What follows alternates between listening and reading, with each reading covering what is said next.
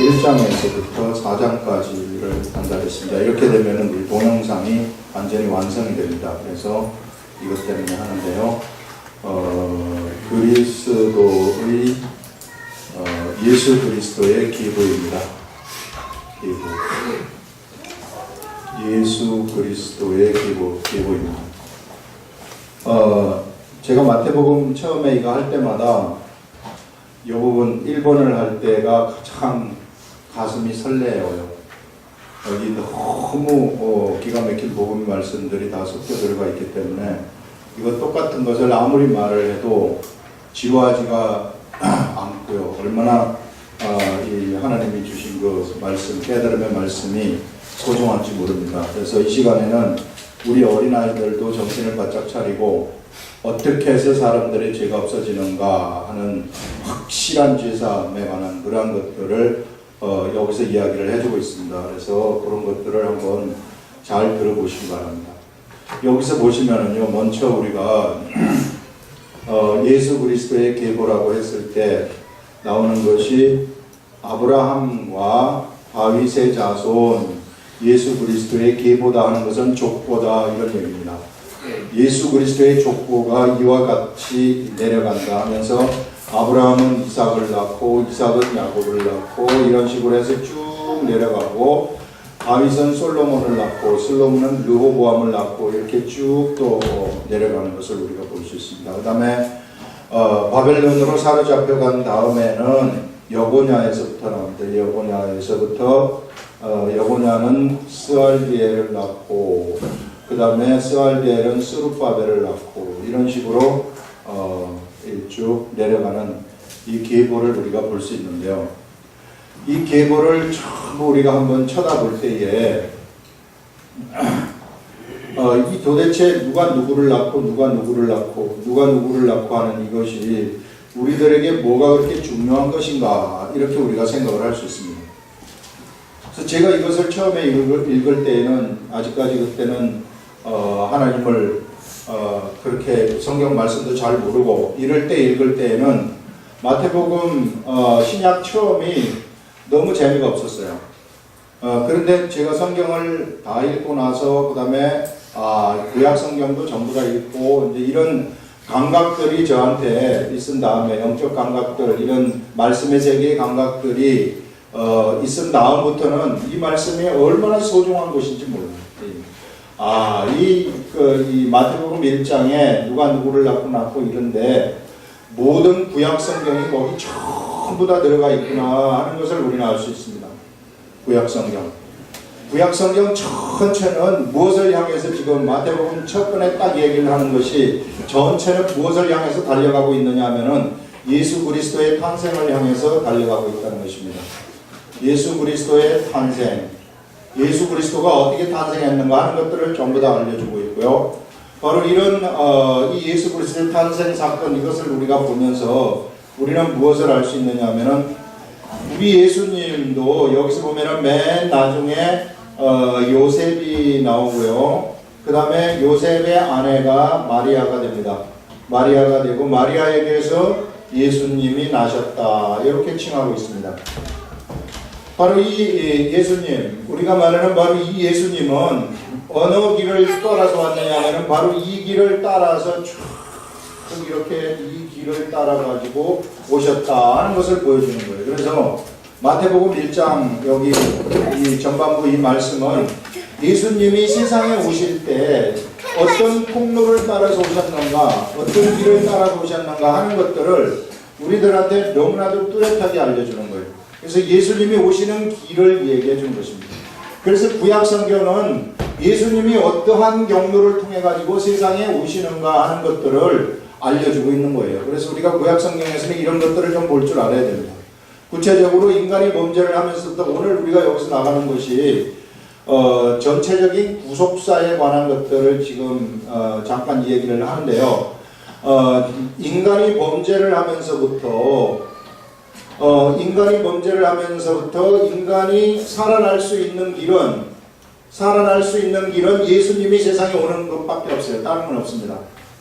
그래서 예수님을 보내시기 위한 그러한 이 작업을 하나님이 하시는 것인데 그래서 하나님은 먼저는 제사법을 알려주는 거예요. 먼저. 그래서 예수 그리스도를 보내시기 전까지 사람들이 하나님을 잡고 있어야 될 것이 제사입니다. 하나님을 잡고 있는 것이 제사를 통해서 하나님을 잡고 있어야 되고, 그런 다음에 이제 이것을 갖다가 아브라함을 선택을 하시면서 아브라함을 통해서 이제 구체적으로 예수님이 어떻게 오시는가, 어떤 경로를 통해서 오시는가를 이렇게 이제 보여주기 시작을 하시는 것입니다. 그래서 이 아브라함을 통해서 이스라엘 나라를 만들고 이스라엘 나라의 역사를 통해 가지고 예수님이 세상에 오신다 하는 것을 우리는 알 수 있어요. 그래서 이미 우리 예수님은 아브라함이 하나님으로부터 약속을 받아낼 때부터 이미 아브라함의 가계 속에 우리 예수님이 계신다 하는 것을 우리가 알아야 되는 것입니다. 예수님이 여기에 계신다. 그래서 큰 구속사를 우리가 보시게 되면은요, 구속사가 어떻게 되느냐 하면은 하나님, 아담이 범죄를 하면서부터 이 세상에 어떤 일이 일어나게 되었는가 하게 되면은 사람들은 망할 수밖에 없는, 멸망할 수밖에 없는 존재가 되었고, 그래서 이 죄를 지었음에도 불구하고 사람들이 죄를 알지를 못했어요. 그 스스로가 죄를 알지를 못하고 내가 죄인임에도 불구하고 자꾸 까먹습니다. 자꾸 까먹으니까 하나님이 무엇을 중간에 주시느냐 하면은 율법이라는 것을 주십니다. 율법을 주셔가지고 이스라엘 공동체를 딱 만드신 다음에 거기다가 딱 넣으셔가지고 요렇게 이스라엘 공동체를 딱 만드신 다음에 너희들은 이 법 속에서만 살아야 된다고 탁 묶어주는 거예요. 그리고 이 법 속에 누구든지 이방인이 들어가도 이 속에 들어가기만 하면은 이 법 속에 살면은 그 사람은 이방인이나 유대인이나 차별이 없다. 이런 식의 말씀을 하고 있습니다. 그래서 이렇게 공동체를 만드신 다음에 이 법을 움직이시는 거예요. 이게 율법을 움직이시는 것입니다. 그래서 율법을 움직이시는 것이 뭐냐 하면은 이것이 바로 죄를 깨닫지 못하기 때문에 사람들로 하여금 죄를 깨닫게 하기 위해서 율법을 하나님이 주시는 거예요. 구속사를 크게 볼 때 이렇게 보셔야 됩니다.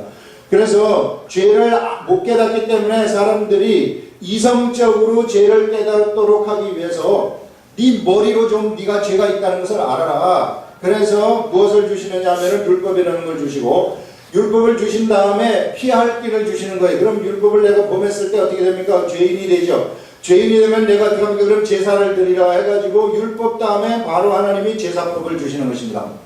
여기에서 제사를 처음에 주셨지만은 사람들이 이 제사는 이 성경에는 뚜렷하게 나타나지 않아요. 단지 가인과 아벨이 하나님이 이런 제사법을 주신 대로 제사를 드렸다. 그래서 제사를 드린 그 자는 하나님하고 제사를 통해 가지고 교제를 했다. 이렇게 우리는 얘기할 수 있는데 여기서는 아주 구체적으로 얘기를 해요. 여기서 너희들이 이 율법을 범한 이 죄에 대해서는 어떻게 하느냐면은 구체적으로 양을 어떻게 드리고 소를 어떻게 드리고 이런 방법을 전부 다 가르쳐 주십니다. 그렇게 해가지고 제사를 드리라 이렇게 얘기를 하고 있어요. 그래서 이 제사를 드리는 것은 뭐냐면은 구약시대의 사람들이 이 제사를 드림으로써 죄가 어떻게 정가되는가 하는 것을 알려주는 거예요. 이 죄의 정가법을 알려주는 것이 바로 이 제사법이다. 자신의 죄는 자신이 지은 죄는 자기가 형벌을 받아야 되는데 이 형벌을 피할 수 있는 유일한 방법이 죄물을 내 대신해서 다른 죄물을 드리는 거예요. 그래서 그 죄물한테 죄가 정가되도록 하는 요런 법을 하나님이 만드셔 가지고 운영을 하십니다. 그게 구약이에요. 그래서 구약의 이스라엘 모든 백성들은 죄를 지었으면 죄를 자기가 스스로 없앤다고 생각하는 사람은 한 사람도 없습니다. 이스라엘 백성들 중에서 죄를 자기 스스로 해결하려고 하는 사람은 하나도 없어요. 모두가 다 속죄 양을 드리든지 소를 드리든지 양을 드리든지 이런 방식으로 해가지고 자기 죄를 정가시키는 거예요. 그래서 이런 방법에 의해서 이 우둔한 우리들이 알지를 못하기 때문에 하나님은 이런 제사법을 가르쳐 주시는 거예요. 제사법을 가르쳐 주셔가지고 제사를 드리라고 하면서 마지막에 죄가 어떻게 정가되는 것을 알려주신 다음에 중간에 계속해서 진짜 너희들이 제사를 드릴 날이 온다. 이렇게 드리는 제사는 전부 다 가짜 제사다. 그렇지만은 가짜 제사를 드리지만은 내가 이렇게 드리면 받아주겠다 한 다음에 진짜 제사 드리는 그날이 오는데 그날이 언제냐면은 우리 예수님이 십자가에 못 박혀 돌아가시는 그날입니다. 근데 이 제사, 바로 우리 예수님 십자가에 돌아가시는 이 제사를 위해서 구약시대에 수많은 제사를 드리도록 한 거예요. 수많은 제사. 그래서 이 시간 여러분들 우리 이 말씀을 통해 가지고 분명하게 우리가 이 예수 그리스도를 우리가 왜 믿는가, 이런 것들을 우리가 뚜렷하게 알아야 될 것이, 사람들은 모두가 다 범죄했기 때문에 죄인이에요. 우리 조상이 지은 죄가 저하고 무슨, 아담이 지은 죄가 저하고 무슨 상관입니까? 그거는요, 사람이 범죄를 하게 되었으면은 이 범죄라는 것은 대물림이 되는 겁니다. 사람에게서는 대물림이 된다고 얘기를 해요. 이게 예를 들자면은 어떤 한 지역에 어떤 한 사람이 임금한테 이 반역을 해가지고 역적이 됐어요. 역적이 됐으면은 우리 예전에 우리 조선시대 같은 경우에는 3대를 멸하는 그러한 죄가 있습니다. 그러한 형벌이 있습니다. 그래서 우리 할아버지가 죄를 지었는데 제가 왜 죽습니까? 이 소리하고 똑같은 거예요. 이게 우리 사람 이 죄를 우리가 짓게 되면은 그 죄라는 것은 대물림이 되어가지고 지금 이 시대 나에게까지 내려왔다. 그렇기 때문에 이 세상에서 죄가 없는 사람은 한 사람도 없습니다. 중요한 것은 뭐냐면은 이 죄의 문제를 내 인생 살아있을 동안에 해결을 해야만 돼요. 이 해결하지 못하면은 그야말로 나는 형벌을 받을 수밖에 없어요. 이 죄에 대해서는 언제나 죄의 대가는 형벌입니다. 이 형벌이라는 것은 뭐냐면은 죄에 대한 형벌이라는 것은 이것은 사망이에요. 사망이 그냥 우리가 그러면 우리 육신이 없어져가지고 죽는 게 사망이냐? 그게 사망이 아닙니다. 이 사망이라는 것은 우리가 뭐냐면은요, 사실상 우리는 죽더라도 나중에 다시 살려요. 살린 다음에 사망 속에 들여보낸다는 것은 이것은요, 영원한 죽음을 얘기하는 것인데, 영원한 죽음이라는 것은 성경에서 불못이라고 얘기를 하고 있습니다. 이거는 피할 수 없는 거예요. 저한테 겁주시는 겁니까? 이런 말을 여러분들이 할지 모르겠지만은 성경에서 얘기를 하는 것이 이곳에 떨어지는 것이 그것이 영원한 사망이라는 것입니다. 영원한 고통 속에 들어간다. 이게 성경의 이야기예요. 그래서 어떻게 해서든지 우리는 이 길로부터 벗어나야 돼. 이 길로부터 이게 빠져나가야 되는데, 이게 이 길로 가지 말고 이쪽으로 털어야 되는데, 이쪽으로 트는 유일한 방법이 뭐냐면 제사법입니다. 이 제사 드리는 거예요. 이게. 어떻게 해서든지 내가 제사를 드려서 이쪽으로 빠져나가는 겁니다. 그래서 내 죄를 갖다가 다른 여기로 이제 양이라든지 소한테 전가를 시켜버린다는 거죠. 예. 이렇게 함으로써 제사를 드리는데, 바로 우리 예수님이 세상에 오신 것은 뭐냐면은 진짜 제사를 드리기 위해 오셨다. 그러면 왜 우리 예수님이 진짜, 다른 제사는 가짜 제사고 왜 우리 예수님의 제사가 진짜 제사인가? 그것을 우리가 지금 오늘 보는 거예요. 예, 마태복음 1장에서 보는 것이 바로 그 제사를 보는 것입니다. 자, 이걸 가만히 보세요. 여기서 지금 우리 예수님이 오시는 길인데요, 이게. 이 길인데, 이것을 우리들한테 보여주시는 것은 우리 예수님은 우리가 믿는 어떠한 신과 같은 관념적인 존재가 아니라는 것입니다. 관념적인 존재가 아니라, 여기서 마태복음의 계보를 우리들한테 알려주는 것은 전부 다 아브라함도 사람이고 이삭도 사람이고 야곱도 사람이고 우리와 똑같은 사람이에요. 다 똑같은 사람입니다. 화가 날 때 화가 나고, 여기 바늘로 찔리면 피가 나고, 이와 같은 똑같은 사람이에요. 이것은 똑같은 사람들이 지금 하나님의 역사를 이끌고 내려오는 것입니다. 하나님은 그런 사람들한테 하나님의 역사를 이끌도록 맡기시는데, 그 와중에 요셉을 통해서 나오고, 그 다음에 마리아, 요셉의 아내 마리아를 통해서 예수님이 나셨다 했을 때, 우리 예수님은 우리 상상 속에 있는 그런 관념적인 인물이 아니라 분명한 육체를 가지신 역사적인 인물이라는 것입니다. 우리 예수님은 역사적인 인물이시다 하는 것을 우리들한테 이야기를 하고 있어요. 우리 예수님이 역사적인 인물이라는 것은 뭐를 이야기를 하느냐면요, 우리 예수님이 우리와 똑같은 육체를 가지셨다는 그런 얘기고, 우리 예수님이 우리와 똑같은 육체를 가지셨다는 것은 우리 예수님이 뭘 가지셨느냐면 이 육체 속에 피를 가졌다는 것을 이야기를 하고 있는 겁니다. 피. 이게요, 우리 이 예수 그리스도를 믿는 사람들에게 있어서 가장 중요한 것이 뭐냐 하면은 바로 이 피라는 거예요. 피. 사람들은 좀 무슨 불교라든지 이런 데서 우리들한테 얘기할 때는 니네들은 자꾸 막 이렇게 피를 얘기하냐, 무서워 죽겠다 니네들 만나면은 자꾸 피를 얘기해가지고. 중요한 것은 뭐냐면 바로 이 피라는 것인데, 예수님이 세상에 가지고 오신 이 피라는 것은요, 이것이 본래 생명이라는 것이 어디에 있느냐 하면은 이것이 피에 있다고 이야기를 하고 있습니다. 사람들이 뭔가 활동력 있고 동물이 막 움직이지 않습니까? 우리들도 이렇게 움직일 때 이 피가요, 전 몸을 다 순환하는 거예요. 우리 뇌까지 다 순환하고 여기 손톱 끝까지 전부 다 피가 순환을 하고 있습니다. 만약에 피가 순환을 하다가 여기서 딱 멈춰버린다 그러면 손은 썩는 거예요. 썩을 수밖에 없어요. 이게 부분적인 죽음이죠. 이게. 그래서 이 피라는 것이 하나님은 뭐라고 얘기를 하냐면 생명이라는 것이 피에 있다 이렇게 얘기를 해요. 생명이라는 것이 피에 있다. 자, 사람이 범죄를 하게 되면은, 자, 이게 우리 여기서 아담이 범죄한 이 범죄를 우리는 영적인 죄라고 얘기를 하고 있습니다. 영적인 죄인데 이게 진짜 죄라는 거예요. 진짜. 이것이 바로 이게 사망으로 들어가는 죄라는 것입니다. 하나님의 말씀을 듣지 않았던 이 죄 때문에 사람들은 사망으로 갈 수밖에 없는 존재들인데, 이 사망을 피할 수 있는 유일한 길은 뭐냐면은 제사를 드림으로써 내 죄를 전가해야만 돼요. 내 죄를. 그래서 이 죄를 없앨 수 있는 유일한 방법은 네가 죄를 지었느냐? 생명을 드려야 된다. 이것이 하나님이 죄를 없애는 방법이에요. 형벌을 받든지 니네들이 죄를 지었으면은 사망이라는 형벌을 받든지 아니면은 생명을 드리든지 해. 둘 중에 하나를 해야 된다는 겁니다. 예. 사망으로 가는 것은 난 그냥 가만히 있으면 사망으로 가는 거예요. 근데 생명을 드려야만 된다 하는 것은 이 죄를 없앨 수 있는 유일한 방법은 생명을 드려야만이 죄를 없앨 수 있는 유일한 방법이 된다는 것입니다. 그럼 이 생명이라는 것은 뭐냐면은 이 생명은 진짜 생명을 얘기하는 거예요. 진짜 생명. 가짜 생명이 아닙니다.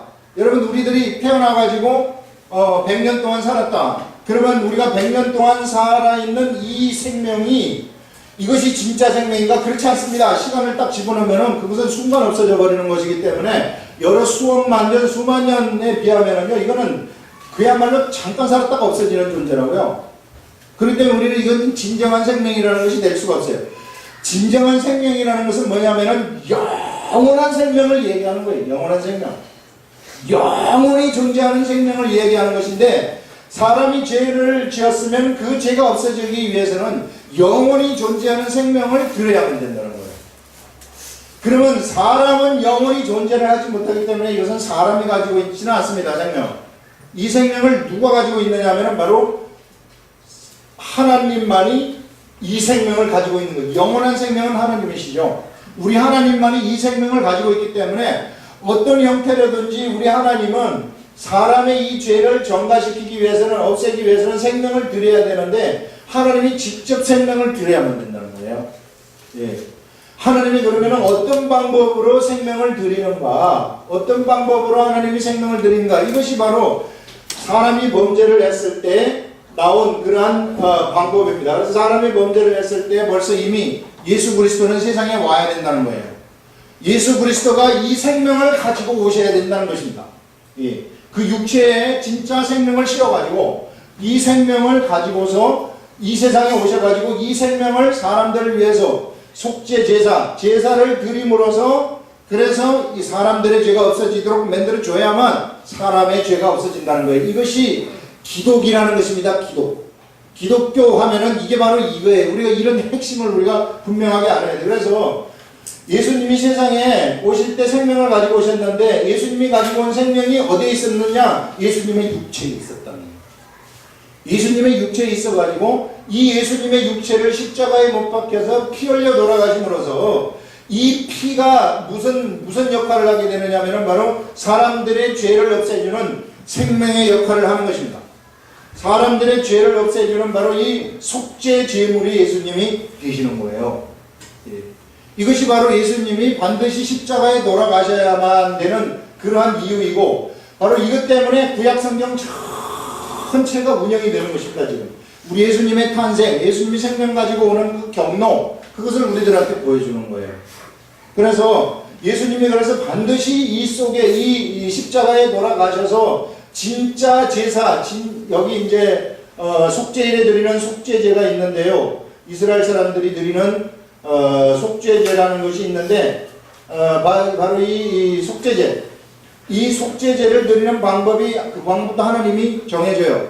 어떻게 드리느냐면은 피를 뿌리는 거예요. 어디 가서 피를 뿌리느냐 하면은 제단에서 피를 뿌리는 것입니다. 생명이 있는 그 피를 갖다가 뿌리는 행위를 계속해서 행하는 겁니다. 1년에 1차씩 계속해서 행하는데 이러한 행위를 함으로써 죄라는 것은 피를 뿌림으로써 없어진다. 피를 들임으로써 없어진다. 이런 것을 알려주는 거죠. 사람들한테. 분한 사람들한테 머리로 알려줘가지고 그래서 어떻게 하느냐 하면은 진짜 예수님이 피를 들임으로써 피를 뿌림으로써 그래서 사람들의 죄가 없어지도록 만들어진 것. 그래서 그 예수님이 그 일을 행하신 것입니다. 이 일을 행하시기 위해서 구약 역사를 전부 다 운행을 하시는 거예요. 구약 역사를 운행하시면서 말씀하시는 것이 뭐냐면은 계속해서 메시아가 온다. 예수가 온다. 이렇게 알려주십니다. 그것도 전부 예언자들이 미리 전부 다 계획을 해가지고 다 알려주시는 거예요. 그래서 때가 되었을 때 진짜 우리 예수님이 오셔가지고 십자가에 피 흘려 돌아가셨다. 그래서 이제는 사람들한테 이것이 자기 자신한테 적용이 되려면 어떻게 해야 되는가? 요 사실을 먼저 소식을 들어서 알아야만 돼요. 이 소식을 들어서 알아야만 되고 그 다음에 이것이 나를 위해서 돌아가셨구나 하고 나한테 적용을 해야 됩니다. 여러분 구약시대 때 제사를 드릴 때 왜 사람들을 모이라고 하는지 알아요? 구약에서 제사를 드릴 때 전부 다 사람들 이스라엘 모든 백성들 전부 다 모이라고 합니다. 속죄일에 6월절 마지막 이 속죄일에 모이라고 하는데 이 속죄일에는 전부 이스라엘 백성들이 전부 다 모여요. 모여가지고 대제사장이 제사를 딱 드릴 때에는 이 제사를 드리는 제물 2개가 있는데 이 제물 하나에서 하나를 잡아가지고 피를 받아서 안에 들어가가지고 여기서 이 1년에 1차씩 피를 뿌립니다. 이를 뿌림으로써 여기에 있는 모든 백성들의 죄가 다 없어지는 거예요. 그래서 여기 와가지고 자기 죄가 없어졌다는 사실을 머릿속으로 알라는 것입니다. 알라는 거예요. 이 시대에 마찬가지로 예수님이 십자가에 못 박혀 돌아가셨는데 그러면은 그냥 자기가 알든 모르든 모든 사람의 죄를 다 없애려버리면은 좋지 않습니까? 이렇게 말할 수 있으나 그렇지 않아요. 내가 가가지고 봐야 됩니다. 예수님이 어떻게 돌아가셨는지. 죄물이 나를 위해서 어떻게 됐는지 내가 어떻게 해야 되느냐 하면은 이걸 예수님이 돌아갔다는 사실을 알아야 됩니다. 나를 위해서 돌아갔다 하는 사실을 알아야 된다는 거죠. 이것을 알 때에 예수님의 이 십자가에 돌아가신 이 사건이 나한테 적용이 딱 돼버리는 겁니다. 그러면 나한테 적용이 되면은 나의 죄가 여기서 근본적으로 내가 처음부터 갔던 죄가 싹 없어져 버리는 것입니다. 근본적으로 죄가 싹 없어져 버리면서 나는 뭐가 되느냐면은 신분이 하나님의 아들 신분이 딱 돼버려요. 엄청나게 달라지는 신분이 되어버립니다. 그러면서 성령님이 나한테 딱 임하게 되고 나에게 기름 부음이 있게 되는 것입니다. 이때부터는요 악한 마귀가 내 앞에서 꼼짝달싹을 못하는 이런 권세의 사람으로 쫙 거듭나게 되는 거죠. 이게 바로 우리 성경에서 얘기하는 기독교의 핵심이에요. 이 기독교의 핵심이기 때문에 우리가 이걸 전할 때에는 절대 타협이라든지 이런 거 없이 그냥 바로 정통으로 딱 얘기를 해줘 버려야 됩니다. 그래서 이와 같은 이것을 위해서 지금 우리 예수님이 세상에 오셨다. 그래서 이 족보라는 것이 우리들한테 주는 것은 뭐냐면은 바로 우리 예수님은 역사적인 인물이라는 거예요. 역사적인 인물이다. 우리와 똑같은 그러한 모습을 하신 인물이시다. 그런데 예수님이 오신 목적은 뭐냐면은 바로 생명이라는 바로 피를 가지고 오셨다 하는 것을 우리들한테 알려주겠습니다. 할 얘기가 너무 많아요, 이 1장에서. 그 다음에 또 한번 보게 되면은, 아브라함과 다윗의 자손, 아브라함과 다윗, 뒤에 이제 다윗이 이렇게 나오는데요. 계보를 우리가 한번 보게 되면은, 아브라함이 이삭을 낳고, 이삭이 야곱을 낳고 이렇게 쭉 내려가서 이제 다윗까지 내려옵니다. 그 다음에 여기서부터 이게 갈라져요. 희한하게 갈라져요. 이게 누가복음을 보면은 이게 각 계보가 갈라지는 것을 우리가 볼 수 있는데, 자, 누가복음을 여기서 보게 되면은 여러분 저기 2번에다 그걸 집어넣었는데요. 이번에 보시면은 솔로몬과 나단으로 갈라지게 됩니다. 솔로몬하고 나단으로 갈라지게 돼요. 그래가지고 계보가 이렇게 쭉 내려가다가 나단으로 갈라진 데에서는 누가 나오느냐면 맨 끝에 닐이라는 사람이 나오고 그 그 다음에 솔로몬으로 갈라진 여기에는 여고냐가 나옵니다. 여고냐가 나와서 중간에 여기서 합쳐지는데 이게 스알디엘에서 합쳐지는 거예요. 스알디엘에 합쳐지고 스룹바벨까지 가다가 스룹바벨 다음에 또다시 갈라지게 됩니다. 스룹바벨에서 또다시 갈라지는 것이 뭐냐면은 아비레사 여기가 레사고 아비옷이 되는 것입니다. 아비옷이 됐다가 쭉 내려가요. 또 쭉 내려가서 중간에 합쳐지는 것이 어디에서 합쳐지느냐 하면은 여기가 이제 위에가 여기가 야곱이 되는 거죠. 여기가 야곱이 되고 여기가 헬리가 되는 겁니다. 헬리가 되어가지고 이 요셉에서 합쳐지게 돼요. 요셉에서. 그런 다음에 요셉의 아내 마리아입니다. 마리아에게서 예수가 탄생하는 이런 일들이 일어나게 되는 거죠. 자, 여기서 보게 되면은 이게 누가복음 왼쪽으로 내려가는 것이 누가복음 족보입니다. 왼쪽으로 내려가는 것이 누가복음 족보이고 오른쪽으로 나가는 것은 이것은 마태복음 족보예요. 마태복음에서 나타나는 족보인데 요것이 이 족보가 요것은요 누가 누구를 낳고 이것은 혈통적인 족보 오른쪽으로 나가는 것이 이 혈통이에요. 혈통적인 족보가 이렇게 쭉 내려가는 그런 것들을 볼 수 있습니다. 그래서 요것을 제가 안 다음에 왜 이게 족보가 틀릴까? 그래서 고민을 굉장히 많이 했습니다. 성경을 그때 초창기에 막 깨닫고 나서부터 이것을 본 다음에 족보가 왜 이렇게 틀릴까? 이 틀려서 되겠는가? 이런 고민을 하다가 여러 사람들한테 묻기도 했는데 뭐 올바른 답을 못 얻었어요. 그런데 오른쪽으로 마태복음으로서 내려가는 이 족보는 분명히 혈통적인 족보입니다. 분명히 혈통적인 족보예요. 그런데 왼쪽은 혈통적인 족보가 아니라는 거예요. 스알디엘의 그 위가 넬이라고 하는 것은 넬이하고 여고냐하고는 혈통적인 족보인데 넬이하고 스알디엘은 혈통적인 족보는 아니라는 거예요. 이건 뭐냐면은 스알디엘의 스승이 넬이다. 스승, 가르친 사람, 스승. 그래서 이것을 볼 때 우리는 뭘 할 수 있느냐면 왼쪽으로 내려가는 것은 이것은 제가 이름을 붙였는데 이거는 믿음의 족보이다. 이렇게 생각을 하시면 돼요. 예를 들어서 교황도 보면은 1대 교황, 2대 교황, 3대 교황 그들은 혈통적인 족보는 아니지만은 믿음의 사람들의 그것을 이끌어간 교황이 믿음의 사람이라고 뭐 할 수는 없겠지만은 어쨌든 하여튼 그 기독교에서 그런 계통들을 이어간 사람들이거든요. 예, 그래서 바로 이쪽 왼쪽 족보는 바로 그런 것을 얘기하는 것이다. 그래서 누가는 이것을 끄집어낸 것입니다. 그래서 누가는 이것을 끄집어냈고 뭐 누가복음 족보에는 마리아의 족보라고 하는데 사람들이 막 이게 해결이 안 되니까 마리아의 족보, 요셉의 족보. 제가 처음에 이게 너무 해결이 안 돼가지고 고민을 막 하고 있는데 누가 이 족보를 마리아의 족보라고 해가지고 그렇구나. 진짜로 너무 좋아가지고 며칠 동안 얼마나 기분이 좋았는지 몰라요. 이게 해결이 됐기 때문에. 이게 궁금하던 게 해결이 됐기 때문에. 근데 가만 다시 한번 검토를 해보니까 이게 마리아의 족보라면 중간에 만날 수가 없어요. 중간에 만나가지고 다시 갈라질 수가 없단 말이에요. 한 사람의 족보면 여기서 끝나야 되죠. 중간에 왜 또 갈라져요 이게. 마리아의 족보가 그러면 여기서 마리아의 족보 예수님이 마리아하고 요셉에게 나왔으면은 여기서는 갈라질 수 있어요. 그래서 여기서 마리아의 족보다 여기는 요셉의 족보다 그럼 이 중간에 만나잖아요. 그러면 마리아와 요셉이 하나의 족보가 되면은 여기서 또 갈라지면 안 되죠. 마리아가 또 이쪽으로 가고 요셉이 또 이쪽으로 가고. 그러면 이거는 논리상 말이 안 되는 겁니다. 그래서 그것도 아니라 그 마리아의 족보도 아니라. 그래서 이 족보는 그와 같은 방식 이런 이 스승이다. 네리가 스알디엘의 스승이다. 그래서 중간에 한번 만나 이게 바벨론 제국의 포로로 끌려갈 때 만나는 겁니다.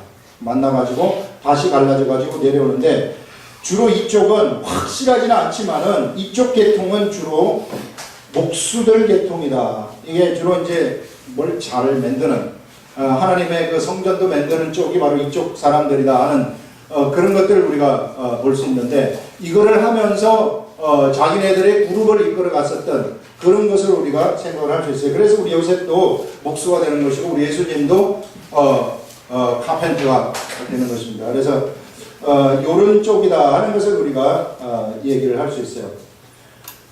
그 다음에 이제 요거는 이제 족보에 관한 이야기고요. 족보에 관한 이야기고 그 다음에는 마리아의 이 위상에 관한 이야기인데 자꾸 성경에서 이 마리아를 사람들이 중시하는 그런 경향이 세상 사람들한테 나타나가지고 이 시대에는 마리아상을 만들어가지고 막 거기다가 기도도 하고 이러는데 성경에서 마리아는요 예수님을 탄생시키는 일을 했다는 거 이거 이외에 다른 의미를 두지 않습니다. 성경 전체에서 딱 그거밖에 없어요.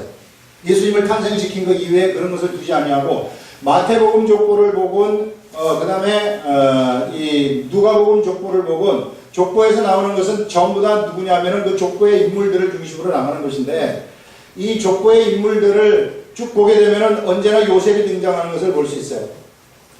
그러면은 왜 예수님이 마리아에게서 탄생했는가? 마리아가 요셉하고 결혼을 했기 때문에 예수님이 여기서 탄생을 한 거예요. 예, 이런 식으로 보는 것이 좋습니다. 마리아가 너무 마리아에도 물론 하나님을 사랑하는 믿음이 있었겠죠. 믿음이 있었지만은 이 성경에서 이끌어가는 이런 성경에서 나타나는 모든 계보들의 이 모양을 봤을 때에는 바로 마리아가 요셉하고 정혼을 했기 때문에 그래서 요셉에게서 예수 그리스도가 나와야 되기 때문에 그래서 마리아를 통해서 예수 그리스도를 보내시는 이러한 것들을 또 우리가 볼 수 있어요. 여기서. 그래서 아주 어떤 면에서는 이 마리아가 굉장히 큰 이 일을 했다 이렇게 생각할 수 있으나 마리아가 예수 그리스도를 탄생시킨 것은 요셉하고 결정적으로 결혼했기 때문이다. 이렇게 우리가 해석할 수도 있다는 거예요. 그래서 요셉은 굉장히 의로운 사람이라서 이제 본 이후에 나오지만은 예수님을 정말로 하나님의 뜻대로 길러내시는 그런 것들을 우리가 볼 수 있습니다.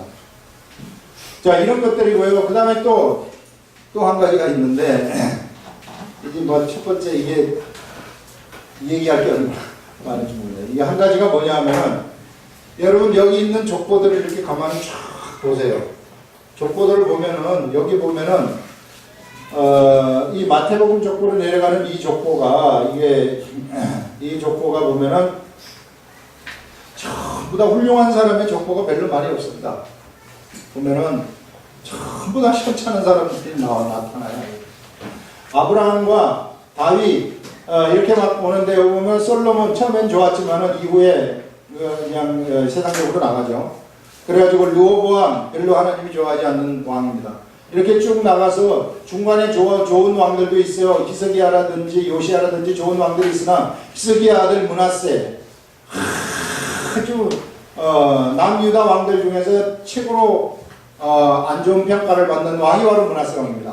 이 므낫세 왕 때에 하나님이 비로소 바벨론 제국으로 끌고 이스라엘 백성들을 바벨론 제국에 붙일 것을 이때 하나님이 확신하시는 거예요. 이때 아예 확정을 지어버립니다.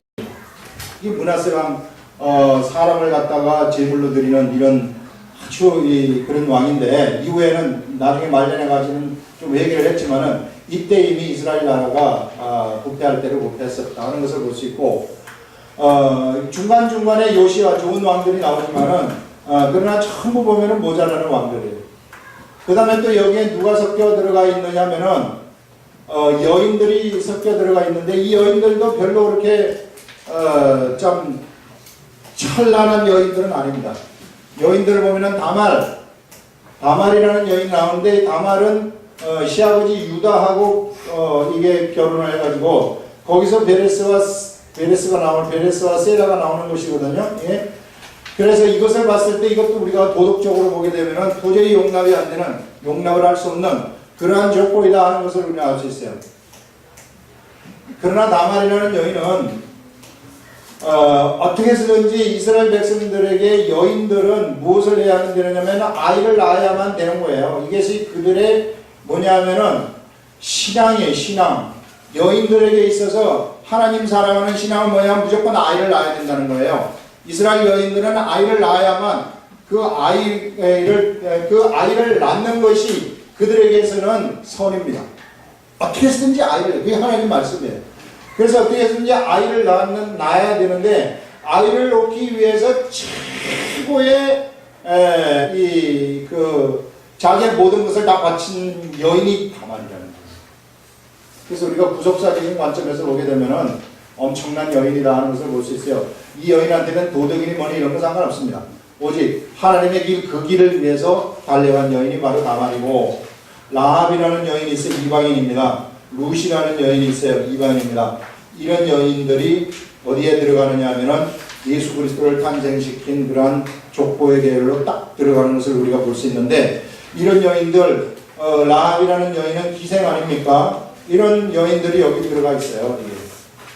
그래서 우리가 예수님의 족보를 봤을 때, 우리 예수님의 계보가 그렇게 찬란한 계보는 아니구나. 이게 빛나는 계보는 아니구나. 이것을 통해서 우리가 생각할 수 있는 것은 뭐냐면은, 이런 사람을 통해서 예수님이 오셨는데, 이 말은 뭐냐면은, 세상에서 예수 그리스도의 일을 감당하는 사람들, 세상에서 하나님이 어떤 사람들을 통해서 예수 그리스도의 역사, 이 하나님의 역사를 이끌어 가시느냐, 다 이렇게 모자라는 사람을 통해서도 이끌어 가신다 하는 것을 우리들한테 알려줍니다. 이게 우리가 잘나가지고 세상에서 하나님의 일을 할 수 있는 그런 것이 아니라, 우리가 모자라고 부족하기 때문에, 그래서 우리는 하나님을 의지하고 하나님을 의지하는 그런 사람들을 통해서 우리 주 예수 그리스도의 역사를 구약시대에 이끌어 오셨고 이 시대에도 이끌어 가신다 하는 것들을 우리들한테 알려주는 거예요. 그래서 우리 마태복음 1장 이 초반부에는 우리 얘기할 것들이 얼마나 많은지 몰라요. 그래서 여러분 이 시간 우리 마태복음 1장 요 부분은 초신자들은 반드시 알아야 되는 것입니다. 그래서 나라는 자신이, 나라는 사람이 신분이 어떻게 바뀌었는가 하는 것들도 뚜렷하게 딱 알아야 돼요. 예수님의 이 돌아가심의 이 사건이 나한테 내가 적용을 시켜야 된다는 것입니다. 이스라엘 백성들이 속죄제를 지낼 때에 모두가 다 성전 앞에 모여서 제사를 지낼 때 그것이 자기한테 적용되게 했던 것처럼 우리들도 바로 예수 그리스도가 돌아가신 그것을 내 자신한테 적용시켜야 된다. 그거 우리들한테 얘기를 하고 있어요. 그러면 우리는 진짜 사는 것입니다. 영원히 죽지 아니하고 진짜 사는 이런 일들이 우리들한테 일어난다 하는 것을 알려주고 있습니다. 언제나 제가 이 말씀을 전할 때마다 제가 기분이 좋아서 그런지 어쩐지 그냥 상기되어가지고 일사천리로 나가는 그런 게 있는데, 이거는 정말 우리가 진짜 알아야 됩니다. 알고 이 사실을 우리가 전달을 해야 되는 것입니다. 사람들한테 반드시 이 사실을 전달해야 됩니다. 기도하겠습니다.